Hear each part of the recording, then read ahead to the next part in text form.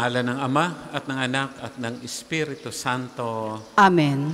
Mga kapatid, ang araw na ito ay espesyal sa ating simbahan sapagkat ang araw na ito ang simula ng isang mabiyayang panahon sa ating liturhiya, ang panahon ng Kwaresma.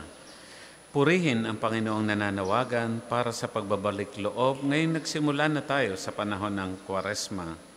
Sumainyong lahat ang kanyang pagpapala at kapayapaan. Sumainyo rin. Manalangin tayo. Ama naming lumikha, ginaganap namin ang paghahaing ito bilang maringal na pasimula sa 40 araw ng paghahanda. Ang aming kusang pagtitiis sa pagmamalasakit ay makapagpadalisay nawa sa aming masasamang hilig upang kami pag-indapating makinabang sa iyong anak na para sa amin nagpakasakit bilang aming tagapamagitan kasama ng Espiritu Santo magpasawalang hanggan. Amen.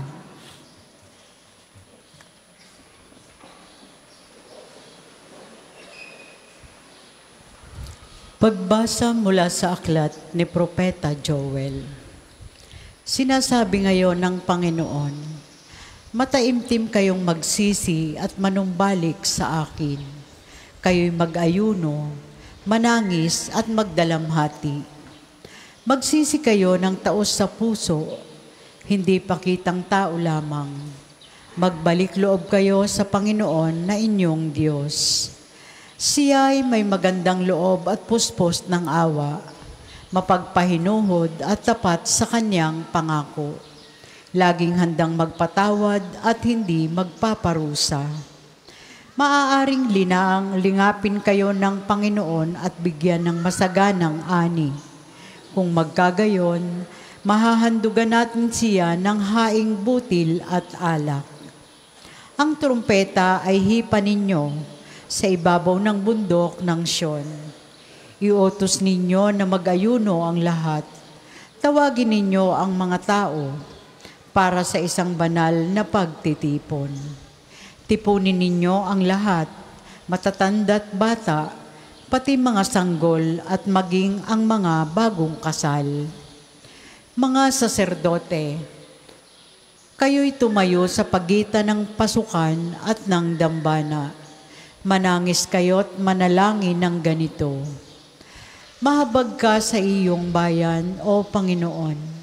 Huwag mong tulutang kami hamakit pagtawanan ng ibang mga bansa at tanungin, nasaan ang inyong Diyos?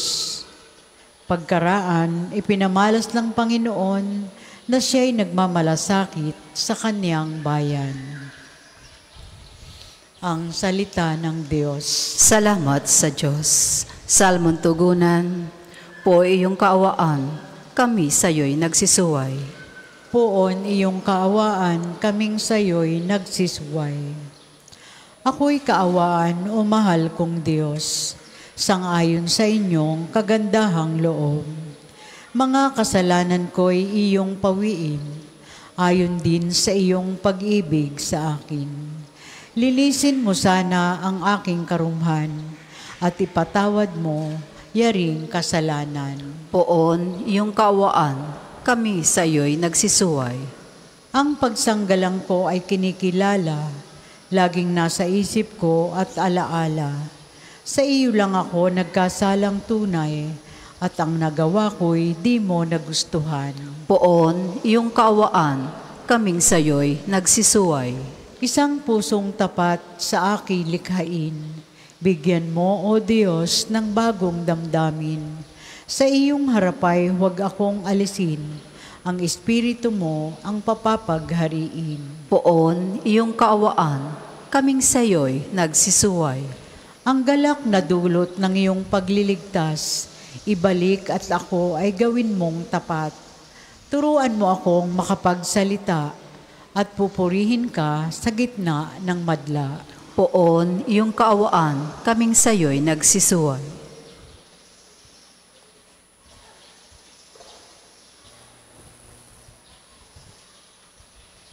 Pagbasa mula sa ikalawang sulat ni Apostol San Pablo sa mga taga-Korinto. Mga kapatid, Ako'y sugo ni Kristo. Parang ang Diyos na rin ang namamanhik sa inyo sa pamamagitan ko. Makipagkasundo kayo sa Diyos. Hindi nagkasala si Kristo, ngunit dahil sa atin, siya'y ibinilang na makasalanan upang makipag-isa tayo sa Kanya at mapanabanal sa harapan ng Diyos sa pamamagitan niya. Yamang kami mga katulong sa gawain ng Diyos, ipinamamanhik namin sa inyo na huwag ninyong sayangin ang pagkakataong ibinibigay sa atin ng Diyos. Sapagkat sinasabi niya, sa kaukulang panahon ay pinakinggan kita. Sa araw ng pagliligtas, sinaklolohan kita. Tingnan ninyo, ngayon na ang panahong nararapat, ngayon ang araw ng pagliligtas. Ang salita ng Diyos. Salamat sa Diyos. Magsitayo po ang lahat.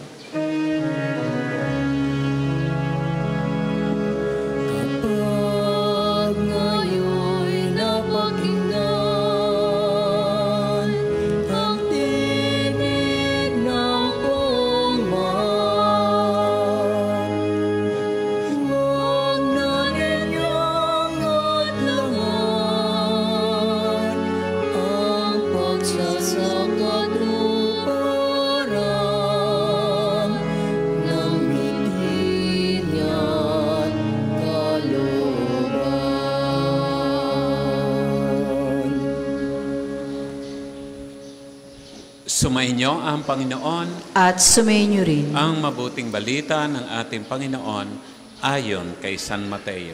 Papuri sa iyo, Panginoon.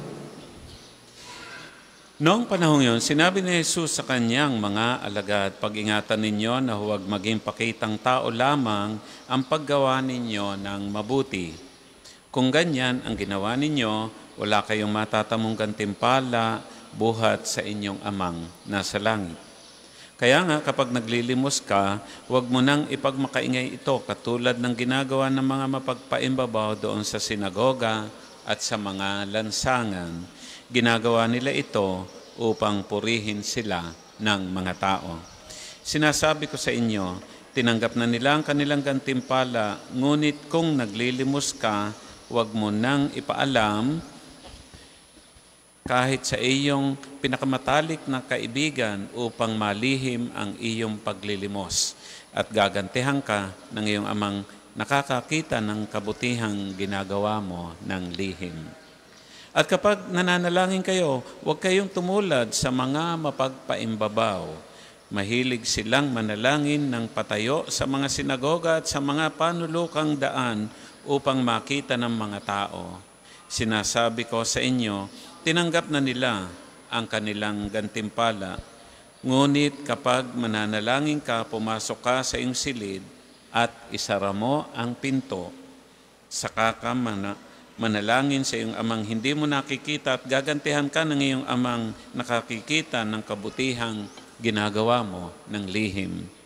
Kapag nag-aayuno kayo, huwag kayong magmukhang malungkot tulad ng mga mapagpaimbabaw. Hindi sila nag-aayos upang malaman ng mga tao na sila ay nag-aayuno. Sinasabi ko sa inyo, tinanggap na nila ang kanilang gantimpala.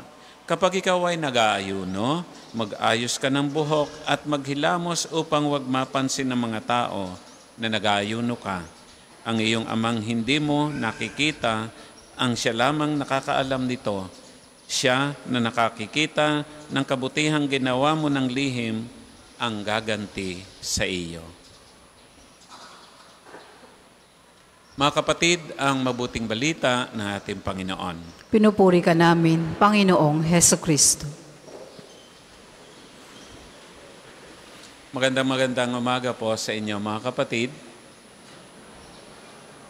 At welcome po kayo dito sa dambana ng Padre Pio na kung saan, sabi ko nga po sa panimula ng ating misa, ang panahong ito ay isang mabiyayang panahon, ang panahon ng Kwaresma, na kung saan ito ay pinagkakaloob sa atin ng mahal na Diyos at ng Inang Simbahan. At lagi ko pong sinasabi na ang panahong ito ay isang mabiyayang panahon upang bigyan tayo ng panibagong pagkakataon. Binibigyan tayo ng ating Inang Simbahan at ng mahal na Diyos ng 40 araw na paghahanda para sa Pasko ng Pagkabuhay, at ang paghahandang ito ay patungkol sa ating sarili at sa mga dapat nating gawin at hindi gawin ngayong panahon ng Kwaresma. At maganda mga kapatid na sa araw na ito ay mayroong liham pastoral ang ating Arsobispo na kung saan ay binabasa sa lahat ng simbahan dito sa Archdiocese. At babasahin ko po sa inyo ang kanyang liham na may titulong Ukol sa Digital Fasting tuwing Biyernes ng Kwaresma. Sa paghahanda para sa Pasko ng Pagkabuhay, tayo'y pumapasok sa 40 araw ng Kwaresma upang ipaalaala sa atin ang ating binyag at ang kahalagahan ng pagsisisi. Sa pamamagitan ng binyag, natanggap natin ang dakilang biyaya ng pagiging mga anak ng Diyos at pakikibahagi sa ugnayan ni Jesus sa Ama sa pamamagitan ng Espiritu. Ngunit kahit na tayo ay may bagong buhay kay Kristo, hindi nito inaalis ang ating kahinaan bilang tapat at ang ating likas na karupukan sa hatak ng kasalanan. Kaya naman, ang mga kilos at gawang ng pagsisisi, isa sa mga pangunahing paraan ng pagsasagawa ng penitensya ay ang pag-aayuno, pananalangin at pagkakawanggawa na itinuro ng banal na kasulatan at tradisyon ng ating Inang Simbahan. Ayon sa batas ng simbahan, tayo ay inaanyayahan na pagtuunan ng pansin ang pagdarasal, mabuting gawa at pagsasakripisyo sa pamamagitan ng pag-aayuno at pag-iwas sa pagkain ng karne tuwing Biyernes ng Kwaresma, maliban na lamang kung ito ay isang solemnidad.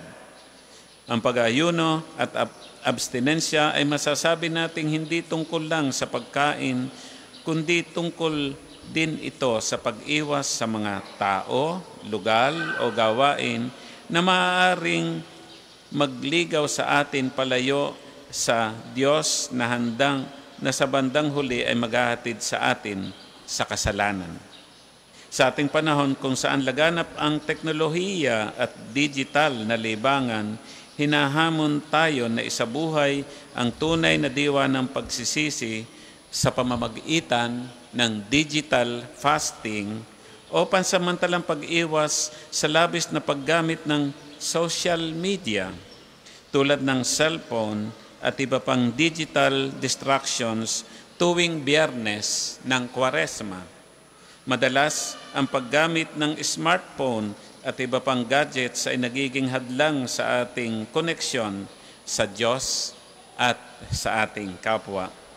Naalala ko mga kapatid ang isa kong kaibigang pare na pagpasok ng Ash Wednesday ay nagde-deactivate na siya ng kanyang Facebook at bubuksan lamang niya uli kapag nag-Easter Sunday na. Tingin ko, itong isang paraan, hindi lamang sa pagsunod dito, kundi para maipokus sa ating sarili sa paghihirap, kamatayan, at muling pagkabuhay ni Kristo. Ayon kay San Francisco de Sales, ang labis na pagkaaliw sa mga bagay-bagay ay maaaring humantong sa pagka-adik at pagkawala ng pokus sa mas mahalagang bagay. Sa parehong diwa, pinapag-ingat din tayo ni Pope Francis tungkol sa panganib ng labis na pagkonsumo ng digital na impormasyon dahil maaaring magdulot ito ng depresyon, pagiging ligaw sa tunay na mundo at pagkawala ng kontrol sa sarili. Dahil dito, inaanyayahan tayo ng simbahan na muling tuklasin ang penitensyal na diwa ng Biyernes sa pamamagitan ng pag-aayuno hindi lamang sa pagkain, kundi pati sa digital na distractions. Sa pamamagitan nito, mas magkakaroon tayo ng panahon upang mapalalim ang ating panalangin, maging mas bukas sa ating kapwa at mapagnilayan ang espiritual na kalagayan. Nawa ang panahong ito ng Kwaresma ay maging daan upang malinis natin ang ating mga puso mula sa anumang sagabal, kabilang na makalaya sa digital attachment upang higit tayong mapalapit sa ating Panginoon. Inaanyayahan ko kayo na sa lahat ng Biyernes ngayong Kwaresma na iwasan at kung maaari ay huwag gamitin ng cellphone o huwag manood ng mga pelikula o mga nakaaaliw na TikTok. Ialay natin ang sakripisyong ito ng digital fasting bilang isa sa mga pamamaraan ng ating pagharap sa hamon ng Kwaresma. Pagpalain nawa kayo ng Panginoon sa ating paglalakbay sa panahong ito ng Kwaresma. At ang liham po ay nilagdaan ng ating kamahal-mahalang obispo na si Gilbert Garceran.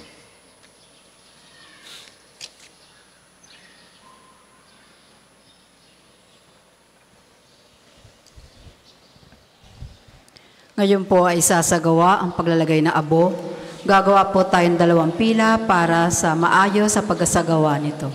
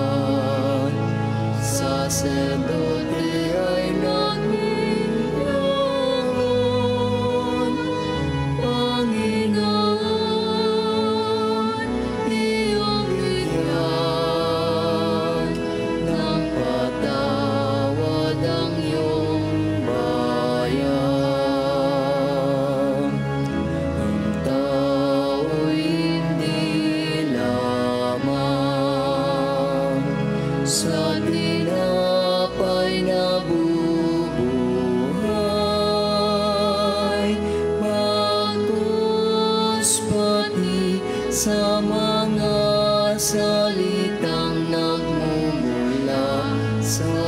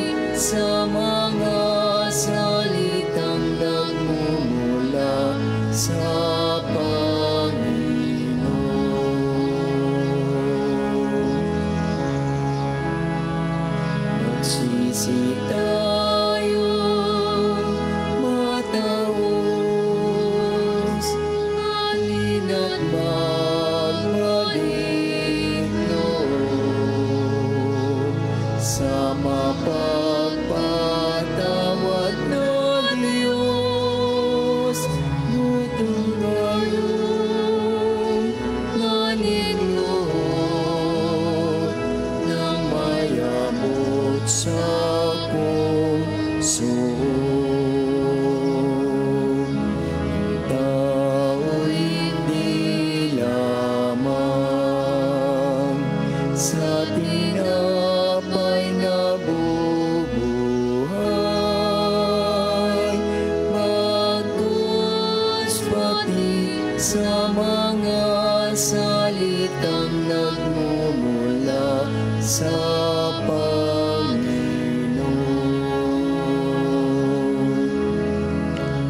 Para po sa maghahandog ng sobre, pakihulog na lamang po sa buslo.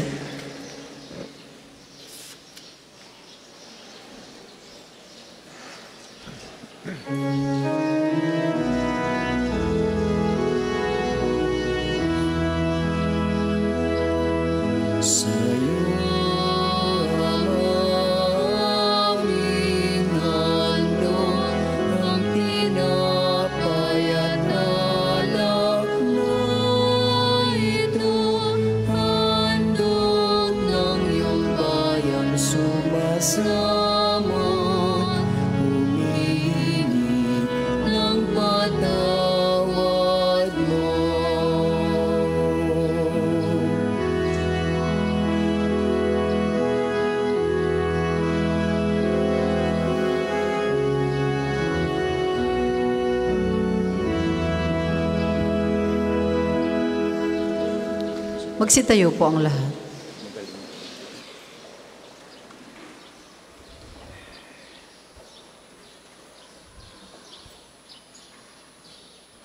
Manalangin tayo mga kapatid upang itong ating paghahandog ay kalugdan ng ating mapagmahal na Diyos. Tanggapin nawa ng Panginoon itong paghahain sa iyong mga kamay, sa kapurihan niya at karangalan sa ating kapakinabangan at sa buong sambayanan ng banal. Ama naming lumikha, ginaganap namin ang paghahain ito bilang maringal na panimula ng Kwaresma.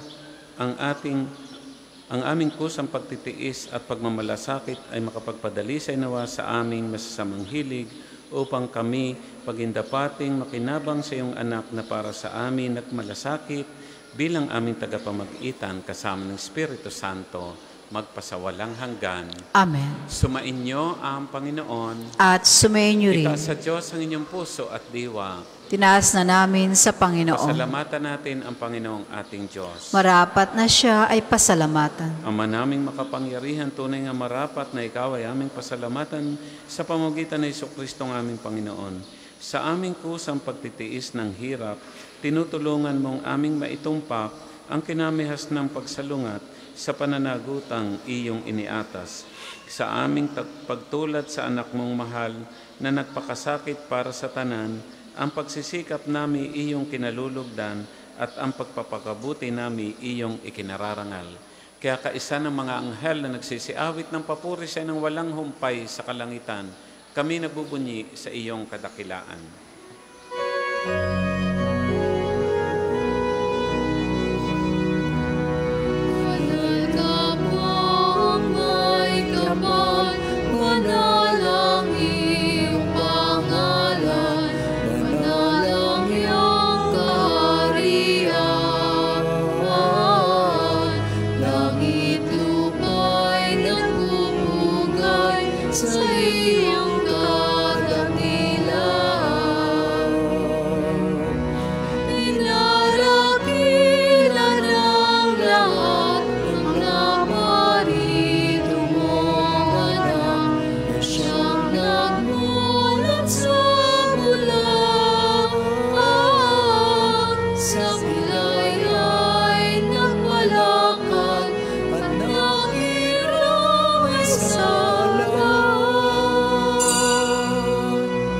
Kung hindi po kayang lumuhod, manatili pong nakatayo na may paggalang.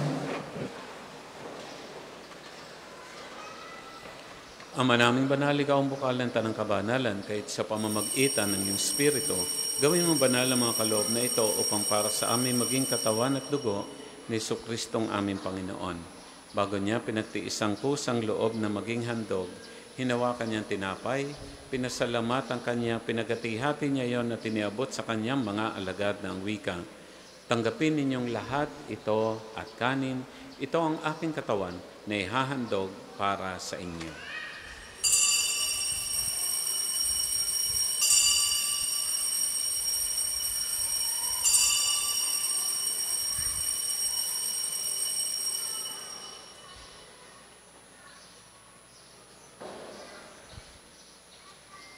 Gayun din naman, nang matapos ang hapunan, hinawakan niya ang kalis, muli kanyang pinasalamatan, iniabot niya ang kalis sa kanyang mga alagad at sinabing, "Tanggapin ninyong lahat ito at inumin.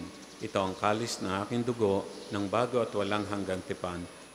Ang aking dugo na ibubuhos para sa inyo at para sa lahat. Sa kapagpapatawad ng mga kasalanan, gawin ninyo ito sa pag-alaala sa akin."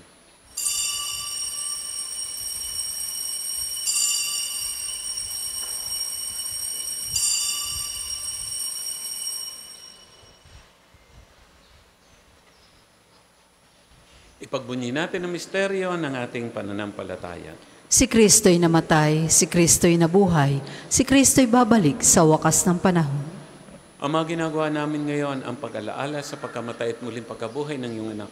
Kaya't iniaalay namin sa iyo itong tinapay at bibigay buhay at itong kalis na nakakaloob ng kaligtasan.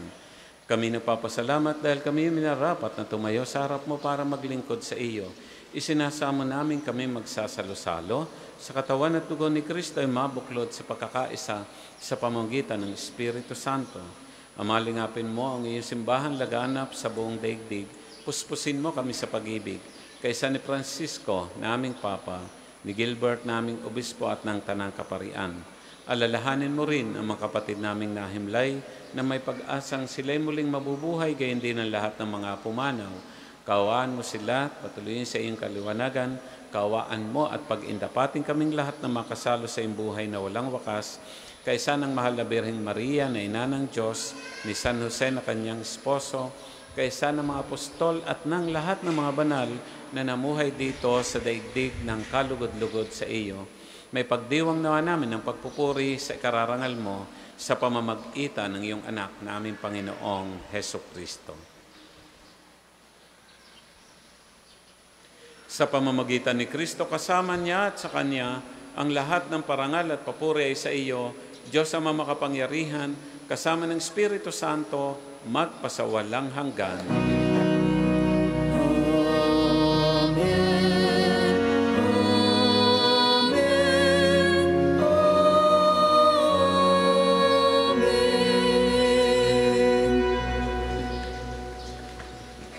Sa tagubili na nakagagaling na utos sa turo ni Jesus, napuan natin at Diyos, buong lugod nating awitin.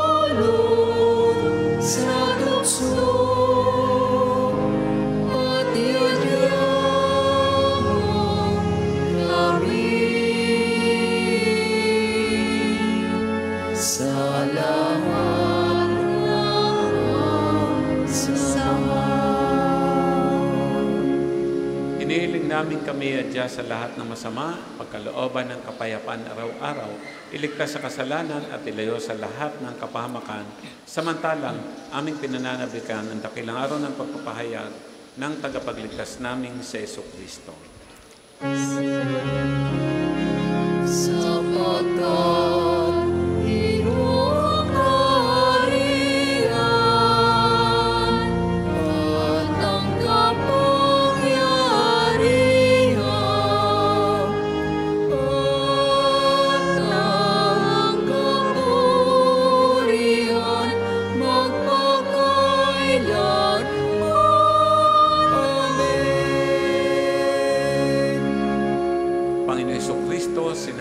sa mga apostol.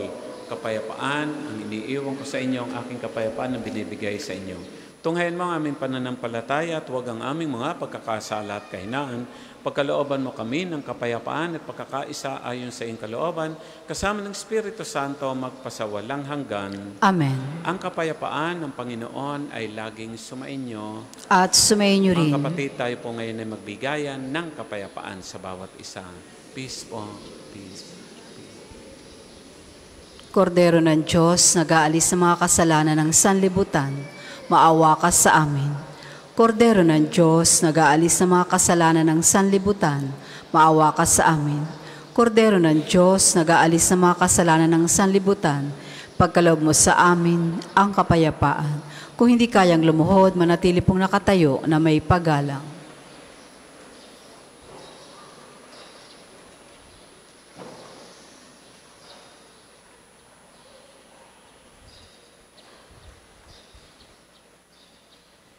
Narito ating Panginoon Jesucristo, ang kordero ng Diyos, nag-aalis ng mga kasalanan ng sanlibutan. Mapapalad tayo ngayong inanyaya magsasalo-salo sa kanyang piging. Panginoon, hindi ako karapat-dapat na magpatuloy sa iyo, ngunit sa isang salita mo lamang ay gagaling na ako.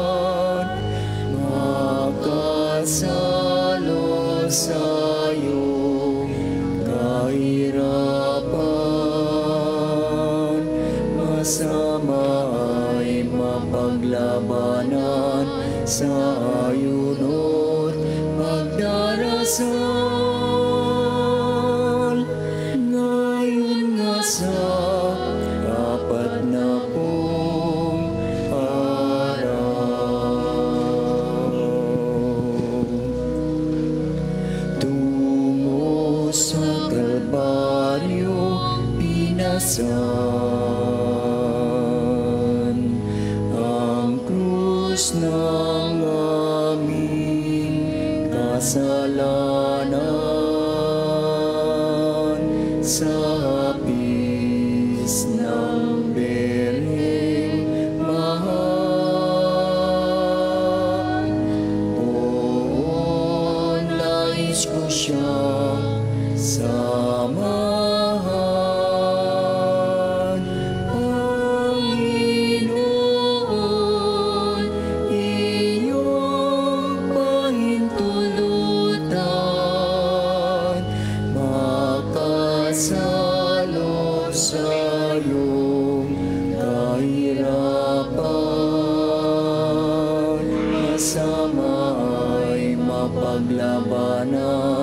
sa ayunon magdarasal, ngayon nga sa apat na pong araw.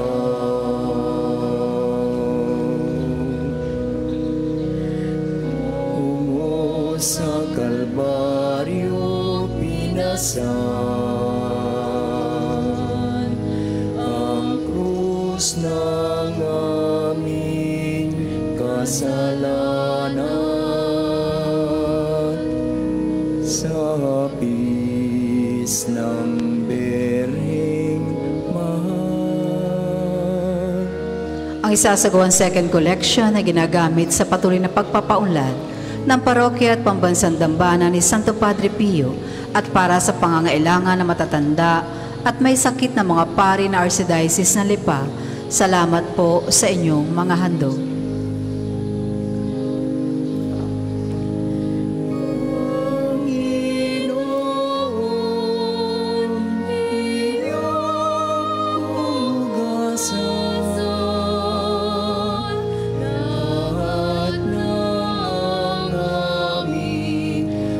Kasalanan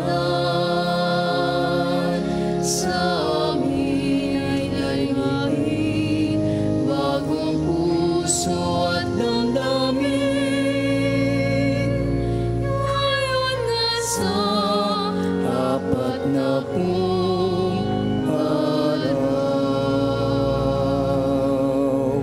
sa amin ay kain bagong puso at damdamin, ngayon nga sa apat na pong araw.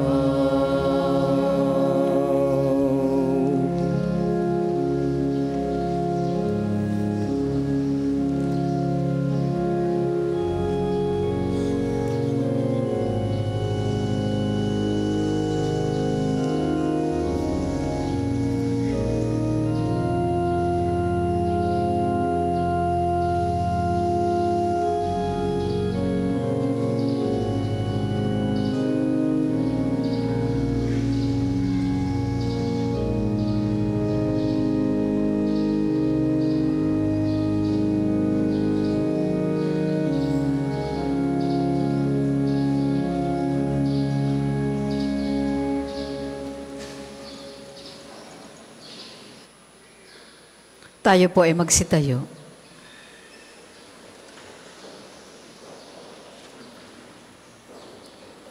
Manalangin tayo. Ama namin mapagmahal, ang pinagsaluhan namin ay amin nawang pakinabangan sa pagkakamit ng dulot na kagalingan ng kagutumang kusa naming pinagtitiisan at iyong kinalulugdan sa pamamagitan ng Jesucristo kasama ng Espiritu Santo magpasawalang hanggan. Amen. Sama-sama po natin dasalin ang mga sumusunod na panalangin. Panalangin ng pagtitiwala kay Santo Padre Pio. Padre Pio, taga Petrolcina, monghing banal, pintakasing santo ng milenyong kasalukuyan, gabay namin sa pagtahak sa landasing makalangit, takbuhan sa pangangailangan, huwaran ng pagtitiis. Sa'yo namin inilalapit aming mga kagipitan, sa'yo po ibinibilin kalusugan at kabuhayan.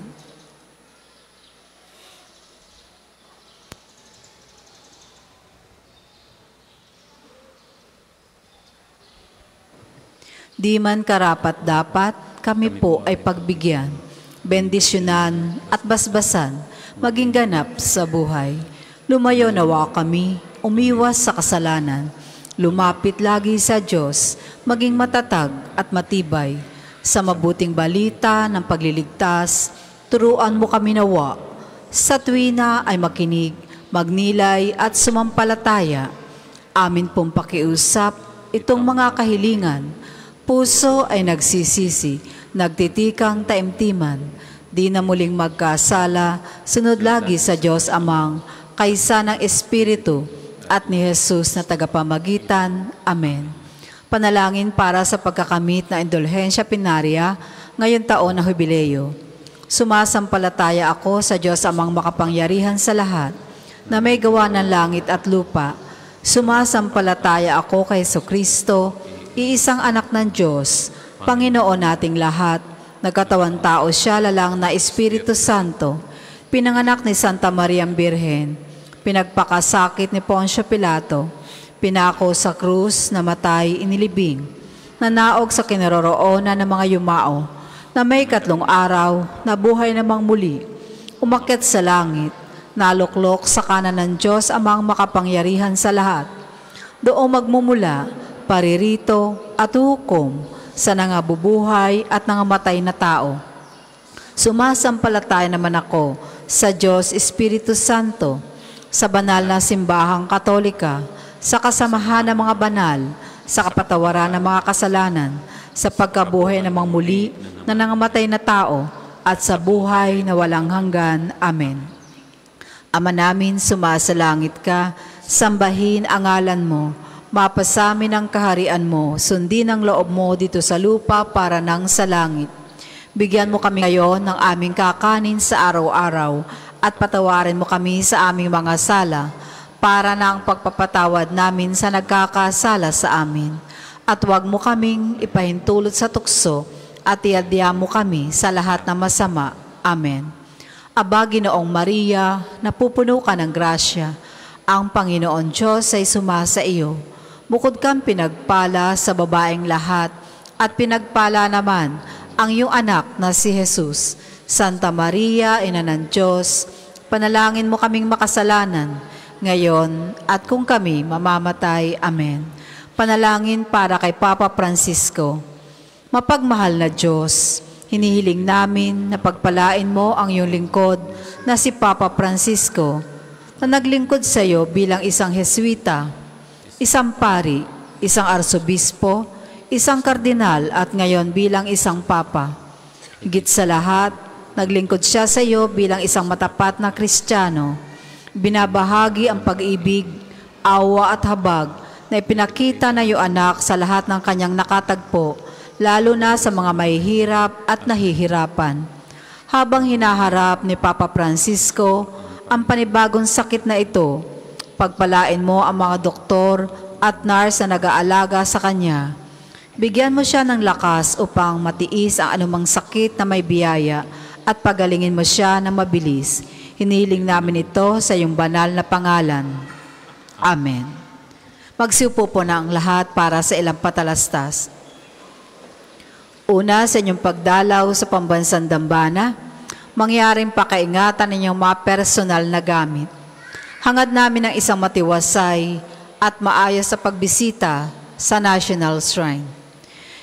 Ikalawa, sa pangunguna ng Kompradiya ni Santo Padre Pio, ngayon darating na March 15 na magkakaroon tayo ng Archdiocesan Devotion Promotion sa Paris and Shrine at St. John the Baptist of Salian, Batangas. Ito po ay magandang pagkakataon upang maipalaganap ang Archdiocese na debosyon ng ating patron. Ang banal na misa ay pinagdiriwang sa 9 na umaga at susundan na liturhiya ng pagpapagaling. Inaanyayahan ang mga deboto sa malalapit sa parokya na magtungo sa liyan at makiisa sa mga gawain lalo't higit sa mga may sakit. Ikatlo, mga kapiyo, inaanyayahan namin kayo makiisa sa ating lakbay parokya sa darating na March 27, 2025. Sa ilang mga Jubilee Churches ng Diocese ng Balanga sa Bataan, ito ay magandang pagkakataon upang mas mapalalim ang ating pananampalataya at magkamit ng indulhensya pinarya para sa mga nais makiisa. Maaari kayong magpalista sa ating opisina hanggang ika-21 ng Marso lamang. Kalakip ng 2,500 pesos na kontribusyon, ang travel fee, t-shirt, prayer booklet at morning snacks. Maraming salamat po at naway makiisa tayo sa gawaing kabanalang ito ngayong panahon ng Kwaresma. Ikaapat, mga kapiyo, bahagi na ating paghahanda sa pasimula ng panahon na Kwaresma. Isasagawa ang paglalagay na abo ngayong araw sa lahat ng banal na misa maghapon. Ito rin po ay araw ng pag-aayuno at abstinensya. Inaasahan po ang inyong pakikiisa. Ikalima, bahagi naman po ng pagsasakripisyo ngayong panahon ng Kwaresma, tayo ay meron pong pagdarasal ng Istasyon ng Krus tuwing araw ng Biyernes sa ganap na ikatatlo ng hapon. Ang aklat dasalan ay available sa ating pong mga tindahan. Maraming salamat po.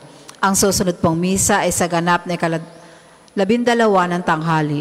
Maraming salamat po at mangyaring panatilihin natin ang kalinisan, katahimikan, at diwa ng pananalangin sa loob at labas ng simbahan. Magsitayo pong lahat para sa pagbabasbas ng religious articles. Mga kapatid, manalangin tayo sa Diyos ang makapangyarihan upang tayo ay maging kawangis ni Kristo sa taimtim na pagdalangin sa tulong ng mga larawan at mga dasalan.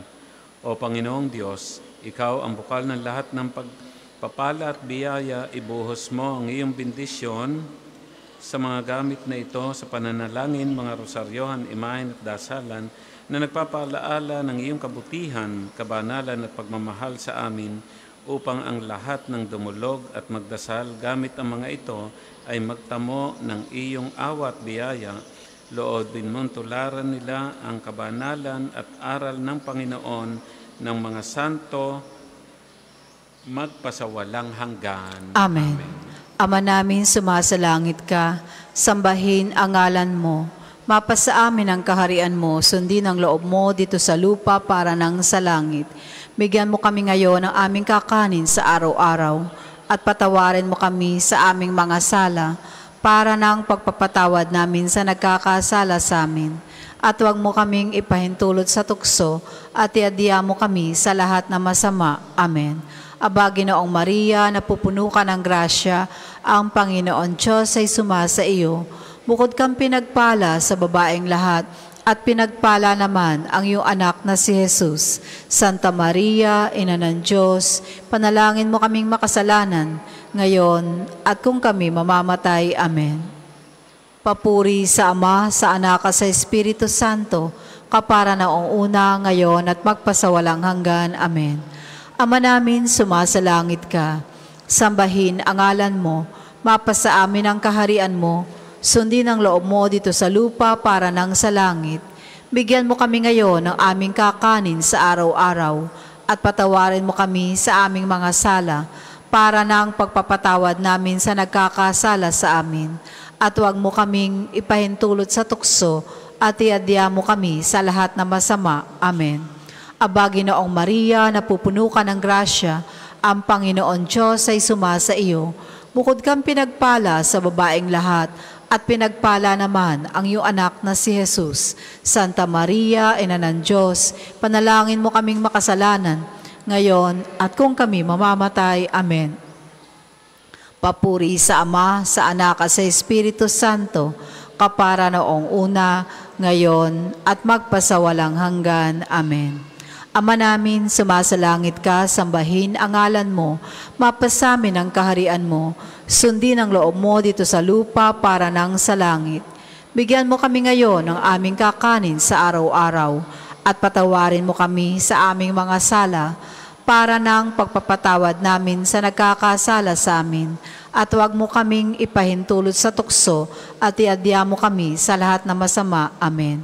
Aba, Ginoong Maria, napupuno ka ng grasya, ang Panginoon Diyos ay sumasa iyo. Bukod kang pinagpala sa babaeng lahat, at pinagpala naman ang iyong anak na si Jesus. Santa Maria, Ina ng Diyos, panalangin mo kaming makasalanan, ngayon at kung kami mamamatay. Amen. Papuri sa Ama, sa Anak at sa Espiritu Santo, kapara noong una, ngayon at magpasawalang hanggan. Amen. Papuri sa Ama, sa Anak at sa Espiritu Santo, kapara noong una, ngayon at magpasawalang hanggan. Amen. Papuri sa Ama, sa Anak at sa Espiritu Santo, kapara noong una, ngayon at magpasawalang hanggan. Amen.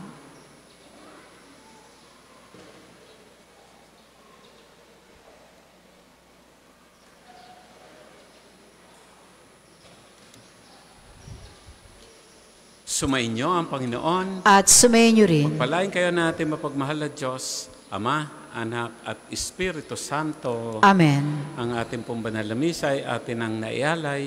Humayo tayong taglay ang pag-ibig ni Kristo. Salamat sa Diyos.